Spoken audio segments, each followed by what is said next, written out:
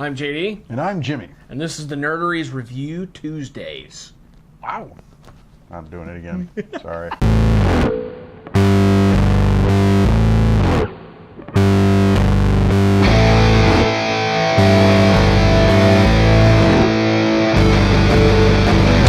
All right, I've got a fairly healthy stack. I got an older trade, and then I got 4 issues that just came out last week. Very nice. I've got a not as healthy, but well, no, it's pretty healthy. Yeah. I'm sorry, I'm understating that. I've got 3 issues, 3 individual issues, and a hardcover trade from Dark Horse yet again. Very nice. Very nice. Who wants to go first? Go ahead, man. All right. I'm actually going to start it off with a throwback, Green Lantern Corps Sins of the Star Sapphire. Now, if you've read Sinestro Corps or Blackest Night or Brightest Day, this falls between Sinestro Corps War and Blackest Night. This is part of the prelude to Blackest Night. Now, I have been going back and rereading that entire series. And, well, I did Sinestro Corps quite a while back. Finally got around to getting Sins of the Star Sapphire. And you finally figured out what order they go in. Yes. That was the difficult part. I'm going to let you know right now, for these, it's pretty simple. It's Sins of the Star Sapphire, Rage of the Red Lanterns, and then Agent Orange.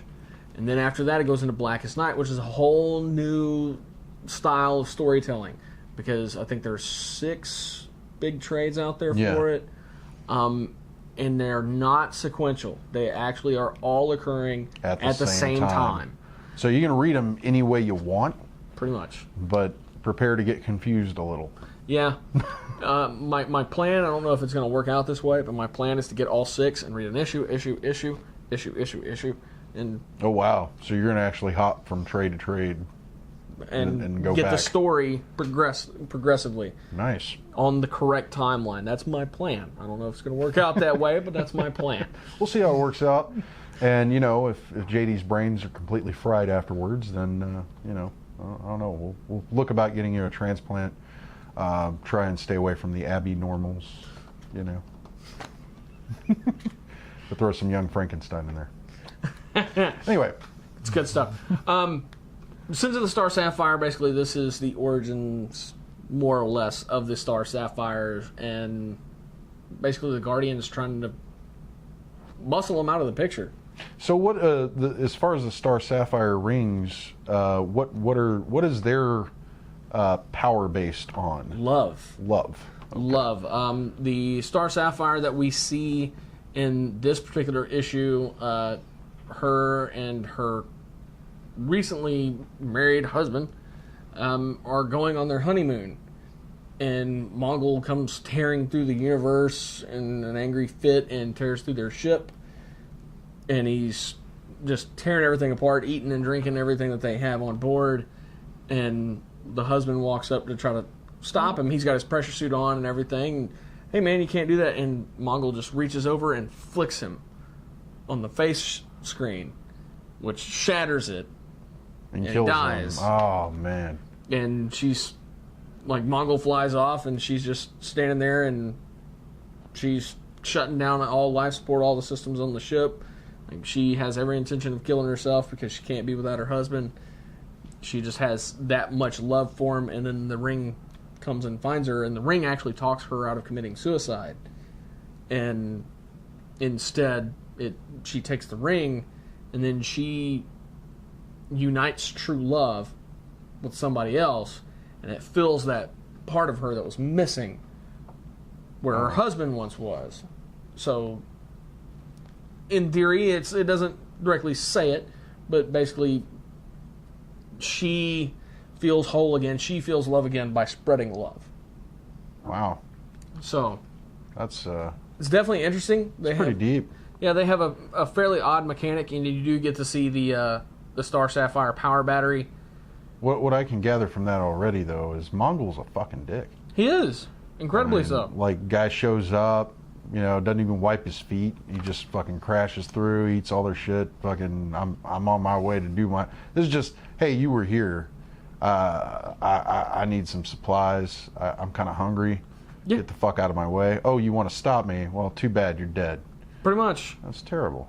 Pretty much. But without that, I guess she would have never become a Star Sapphire. And then you have some crazy stuff going on with the character Crib, which is a Yellow Lantern and is pretty much a child snatcher. That character always freaked me out, man. It's just kind of creepy looking. Yeah. Definitely frightening for those of you who don't know who or what Crib is. That's Crib. And if you notice, its body is a cage filled with infants and newborns and toddlers. I would take it she feeds off the fear of children. Apparently her goal is to, in this, is to steal children of Green Lanterns to purge them of the green light. Oh, okay. She's killing the Green Lantern family, and the Guardians actually respond by creating a new edict that no Green Lanterns can be romantically involved with another Green Lantern. Yeah. And at the same time, you have a married couple that are both Green Lanterns, and the wife is pregnant and actually goes into labor during the fight with Crib. And, of course, Crib's ready to steal that newborn as soon as it's out. Yeah, and it's very interesting, very wild, very emotional. But without a doubt, it's a great book. Definitely give it 4.5 capes. It's really good. And if you do plan on reading, Sinestro Cold War, Black Night, Brightest Day, it's pretty much a prerequisite. Yeah. Because without this, you're gonna have to figure out who the Star Sapphires are and what they're about as you go, and their relationship with the Green Lanterns, because it's pretty complex. Well, you know what they say, love is complex. It is, very much so. Next up is Stained, issue 4. I'm gonna be honest, I haven't read the whole thing. I will tell you, already, I've been saying this is a very emotional series. Well, I saw you skimming that issue a little bit. I know you want to read it, but skimming it, the surprise that JD had on his face when he got to a certain point was just like, he said that. Oh my God. And I saw the page. It was pretty brutal. So, without a doubt, and I did read a bit of it, without a doubt, this is the most emotional issue in this title so far. And I'm nervous how this title's going to end. I think you're still suffering from seeing just a little bit. It's very powerful. I don't even have words for it. But Yusuf Idris, his art is absolutely amazing. It does seem tailor fit for this story. David Barron's writing and colors it all fits together perfectly. It's like having a really big puzzle. And who publishes this? This is 451 Media. 451 Media, and I believe they have a slogan. Imagination to burn.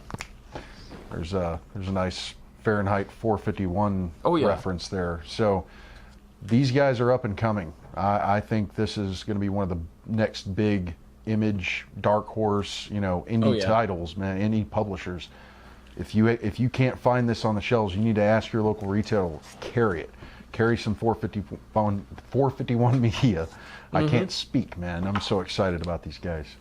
Check it out. The comic book store I go to, I actually told them, look, why don't you have any 451?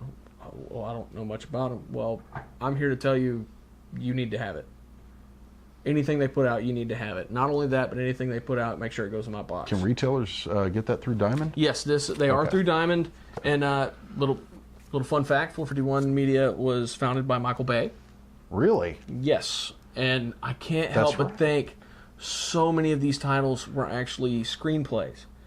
Like that these are scripts for television or for movies, and they found their way into the pages. And I couldn't be happier that they have. Like I said, David Barron, Yusuf Idris, Simon Boland. It's the perfect team on this title. Incredibly emotional. Have some tissues nearby. If you have a therapist, you might want to keep them on speed dial. It's very, very powerful, and you're definitely going to have a reaction from it, without a doubt. So crank it up to 11 on that one. It's amazing. Superman number 28. You have Clark, Lois, and John on their vacation, touring the country, seeing the nation's landmarks and history. And in this particular issue, they are visiting the national monuments, specifically the Korean War Monument, the Vietnam Monument, and then they go off the beaten path and they're looking at, Civil War monuments that are just off to the side, little small ones, and they run into a family, and this family is there the same day every year, July 4th, to celebrate somebody's birthday. And they ask, well, whose birthday? The family's been doing it for 154 years. There's a family member that was born on 4th of July and died on 4th of July during the Civil War, and they never found his body. Yeah. So until his body's found, the family goes there every year to celebrate his birthday. And Superman does classic Superman stuff. Okay. And the last page just put a massive smile on my face. That made this entire issue just all come together. Definitely 5 capes on this issue. There's not any fighting. I think he puts on the tights twice. Once to move the Winnebago, the second time to do his little Superman thing, without any fighting, just doing the right thing for the right reason. So it's kind of a classic Silver Age kind of story. It is very much so. Absolutely 5 capes. Don't pass this up just because it's it's the title that's been around forever. Go grab it, pick it up. It's good stuff. Really, it's wholesome, chock full of moral fiber. All right, and Green Lanterns number 28. Got a lot of wild stuff going on in the Green Lantern universe at the moment, because you have Simon and Jessica lost pretty much in time on Earth. Yeah, I think they're millions of years in the past. Oh, wow. And all the while they're trying to figure out how to get back, and they're standing there, and all of a sudden there are 7 other Green Lanterns in front of them. So they approach. These are friends. These are allies. No, it's the original 7. The ones that were like unhinged. Yes. Wow. Yeah, and you see Raimi appear before them and tell them, Volthoom will be here any minute. I'm trying to prepare you. These are your weapons. They're powered by your own will. Now, they're still in experimental phase. There's no safeties. Calm down. And one of them is actually a Kryptonian. And she loses control. Her willpower spikes over 1,000%. And she detonates. Oh. Yeah. Which we've seen before. That's how Sinestro died. Yeah. Because Hal did it. But, there's a lot going on in this book. I can't even tell you how on the edge of your seat it is. Definitely 5 capes. If you're not grabbing it, you're missing. You're missing out. And my last one, New Gods Special number 1. Now, there's going to be a whole series of these specials, all for who? It's going to be Jack Kirby, which I like they got his little cameo there. Yeah. It's pretty neat. And now this is actually 2 stories in one. And there's actually a lot of stuff in here straight from Jack Kirby. Like a little panel about himself, drawn by him, written by him, and a bunch of other like little tidbits and everything. It's real deal Jack Kirby stuff. But New God Special, you're specifically dealing with Orion and Calabac, specifically those 2, which were created by Kirby in a new story that is actually wrapped up in a nice, neat little bow at the end. Okay. So I do believe this is a one-shot. It has everything. That'll give you a little bit more information on the New Gods if you're not too familiar with them. And definitely now is the time to be up on it. Yeah, especially with Justice League coming out. You've got the Parademons showing up there, which can only... We haven't seen Darkseid yet. But I imagine if there's a Parademon around, he's not too far away. Yeah. cranked this one up to 11. It was a fun book, and it is a one shot, and it's tied up really. I do believe it's a one shot. It's tied up neatly, $5.99 or $4.99, but it's a pretty decent sized book. Yeah, sometimes it's worth the price. You got a lot of meat in the issue. You know, a lot to read. Definitely was a lot to read. Definitely worth picking up. Well, that wraps it up for me. What do you got, Jimmy? Well, I've actually stopped by the store this week, and I picked up some interesting number ones that caught my fancy. I've actually got a Brendan Smalls book that came out. It's issue number 1 of Galaktikon. I'm sorry. Has nothing to do with convention about galaxies. It actually has to do with a spacefaring superhero that is dealing with a divorce. Apparently, he has a very classic superhero backstory, very harkened to another caped superhero we're very familiar with. You know, he goes, he fights criminals, he fights bad guys, and some hapless reporter gets too close to the action and he ends up saving her life over and over until eventually they get married. And you're picking up where the media is basically saying they're leaving off. They're getting a divorce because she's not happy with the relationship, and apparently somebody leaked some dick pics of the guy being sent to an underage girl on a stripper planet. Oh, say it ain't so. This is a wild story. The artwork is pretty crazy. Is the internal art the same as the cover? No. The internal art is actually pretty gritty, and I was going to get to that. I'm glad you asked. It actually reminds me of some of the old heavy metal stories that I used to read. Oh wow! It's very gritty, it's very visceral, and this reads very much like a heavy metal story. I love it. I think it's great. I actually didn't completely read it because there was a lot of dialogue and I was on a time crunch.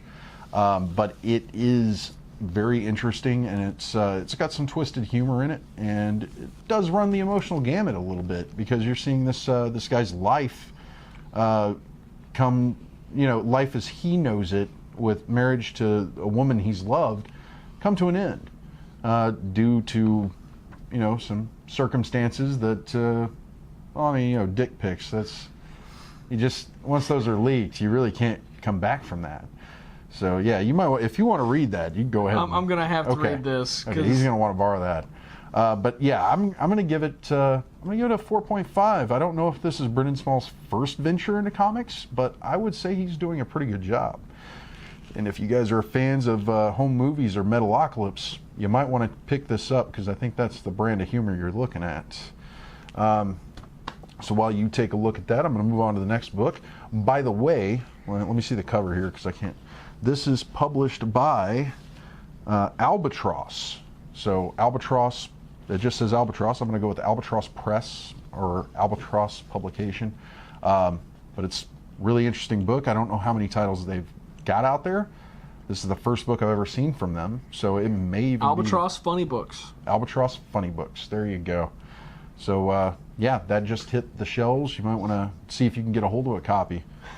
I gotta point this out for those of you who are music nuts. There's actually a character in here that speaks in guitar tablature. Yeah, I noticed that. Like, I was like, what is the dialogue box that he's throwing out there? And then I realized that's guitar tabs. Guitar tabs. It's really cool. So he speaks in musical notes, but the main character understands what he's saying. So it's this very Chewbacca the Wookiee, Han Solo. I'm gonna have to dynamic. play it as I read it. Yeah. Check that out. So that's got some interesting stuff. Brendan Small's always kind of throwing some music in there. So I'm going to move on to the next issue, number 1 that I've got. And this is Elsewhere from Image. And they are celebrating their 25th year in publication. So yay, Image. You guys are doing a great job. But this is Elsewhere, number 1. It's a really interesting story. I don't know if that character seems familiar to you. If you have any guesses on who that might be. Amelia Earhart? Yes, sir. Good job, sir. Good job. Yeah. This story is it starts out with these two main characters riding this winged beast. They're breaking out of a prison, and as they're breaking out of a prison, they run into this helpless girl that's stuck in a tree because she's parachuted out. That's the only reason I say she's helpless, because she's stuck in a tree attached to a parachute and she's asking for help. And they decide to help her out. And they're like, well, what are you? Because they aren't human. So apparently Amelia, this is an explanation of Amelia Earhart being stuck in some alternate reality or a different planet. It's kind of explaining where she may have gone when she disappeared. Yes, she is elsewhere. But this is really cool. They kind of give her the rundown on what's going on and why they're escaping this prison. And she tells them that she had a co-pilot, and or Fred Noonan. Yeah. And she's like, well, where he's got to be nearby. And she tells them he was in my plane whenever we crashed. And they stop her and they're like, wait, that's not a word we have in our language. What word? Plane. So they tell her that they've heard that word before. And she has to go back and break Fred Noonan out of the prison. So she gives herself up to some of the patrols that are looking for the two escapees, and that's when you see another person that has gone elsewhere. Another incident in our history that nobody knows of. Nobody knows the end of, where that person ended up, what happened to him. And I like the explanation. I'm looking forward to the next issue. This is really cool, and I'm going to give it 4.5 chimichangas. I was very pleased with it, and it's a really awesome #1 if you want a nice story about adventure. It's a light read. There's not a lot of heavy dialogue, so you can skim through it pretty quick. But yeah, awesome job, Image. You guys are doing great. Next one I'm moving on to is Spider-Man Deadpool #20, going strong. They are in search of Slapstick, the living cartoon. And it looks like all kinds of hell is breaking loose. They've got a mob of angry individuals chasing them with these nasty weapons, and there's all kinds of quippy humor. I'm not going to lie to you. I didn't have time to read this one completely, but I tried. Not that I don't want to. I'm going to go back. But this is a strong title. It's still going. I mean, I think at one point it seemed like they were going to let it go, and then they just came back with it. Yeah. So Spider-Man and Deadpool are a great combination.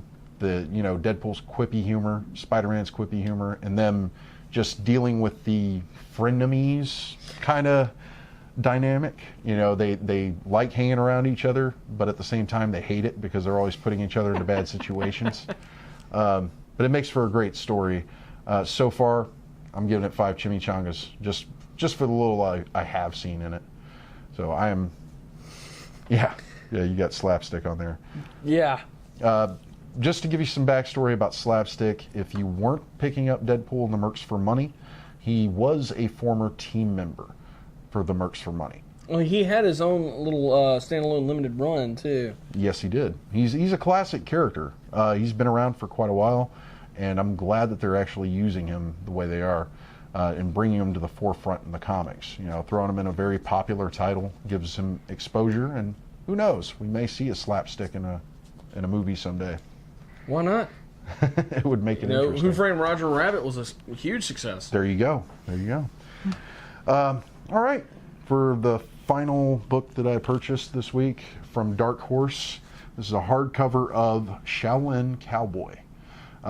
This is actually a volume 2. It is, but it isn't.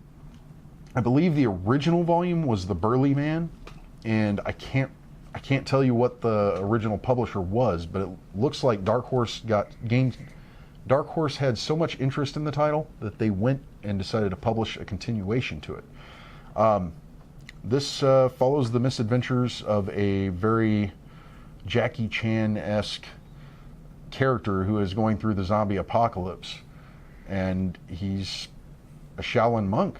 I love the weapon, man. Yeah, he's got the pole double chainsaw, and he utilizes the hell out of that thing.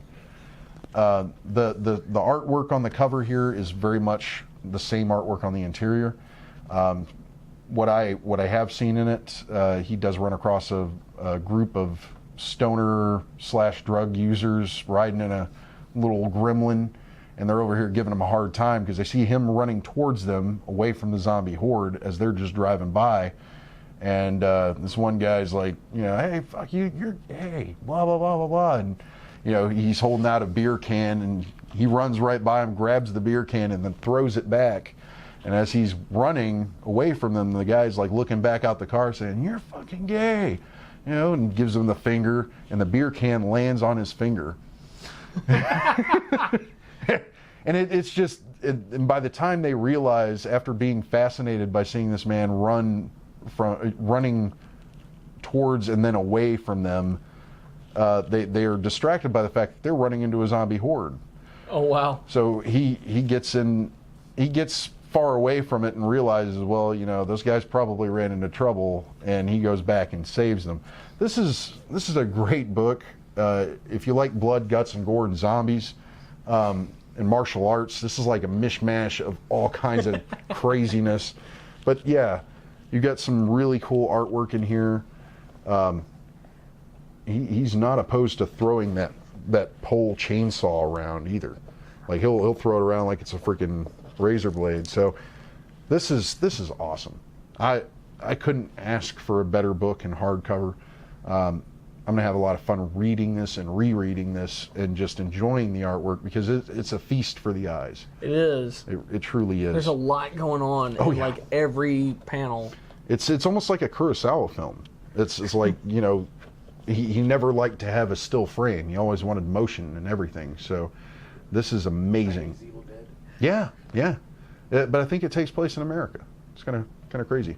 But yeah, this is Shaolin Cowboy from Dark Horse, and what I find amazing about these hardcover publications is they got the neat little fabric spine. It looks really nice on the shelf. Holds up better than the actual paper. It does, and the price point can't be beat. This is $19.99. Wow. $20 for a hardcover, and it's oversized. It's beautiful. It'll look great on your shelf. Or on your coffee table. Right there on the spine. So yeah, definitely worth the check out. I'm giving this 5 chimichangas all the way, and I am fucking stuffed. So there you go. What do you want to talk about? Anything else? Well, we definitely need to thank Captain Jack's Elixirs, www.captainjackselixirs.com. Go get you some juice. And All Star Comics and Games, Baytown, Texas, 281-839-7127. Be sure to like us and follow us on Facebook, Instagram, Twitter. Hit that subscribe button down there. Yeah, like this video. And don't forget, promote literacy, buy comics. That's right. Check out our website, www.thenerdery.net. Thank you guys so much for watching. Y'all have a great week.